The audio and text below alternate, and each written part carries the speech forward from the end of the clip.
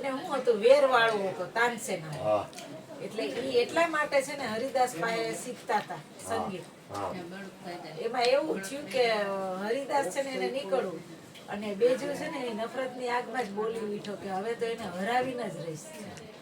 એટલે હરિદાસ કે છે ને તું કે સંગીત કોઈને હરાવવા માટે તો ન શીખતો, આ તો એક પ્રેમ છે. તારા હૃદયમાં પ્રેમ જાગી જાય તો સંગીત આપોઆપ જાગી જાય. સંગીત પરમાત્મા હારે મિલન કરાવી દે ને એ વસ્તુ છે. અને તું તો કે નફરતની આગમાં હળગીને કે આ બધું શીખે તો તું બીજું ક્યારેય નહીં શીખી લગી.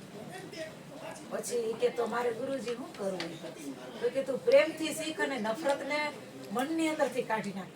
વેર વાળવા માટે તું સંગીત કોઈ દી શીખી જ નહીં હતી.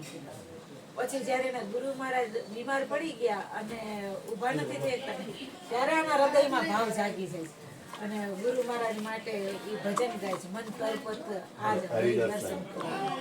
ત્યારે એ વાણી ગાય છે અને એના હૃદયમાં એ ભાવ જાગી જાય ને એના ગુરુ મહારાજ ઊભા થઈ જાય કે આજે તારા હૃદયમાં જે પવિત્ર પ્રેમ જાગી ગયો ને હવે તને દુનિયામાં કોઈ હરાવે. મને મુરલી મોહનના દર્શન કરાવી દીધા. હવે તારું કામ પૂરું. એક મહિના થયા કે મેં મારા પ્રભુના દર્શન નહોતા કર્યા અને ત્યાં ભજન દ્વારા મને આખા પ્રાણ આવી ગયા મારા શરીરમાં ને કે આવી રીતના સંગીત છેડ્યું ને હૃદયનો ભાવ થઈ ગયો.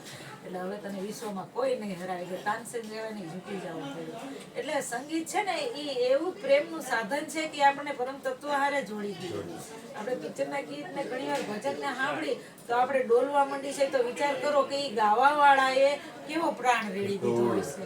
એને એટલો પ્રાણ રેડીને ગાયું હોય છે ને કે આપણી આ 3.5 મણની કાયાને ડોલાવી દે છે અને આંખમાંથી આહુડા નીકળી જાય છે કે આ કેવડું સંગીત ને કેવો ભાવ ને કેવો પ્રેમ હશે.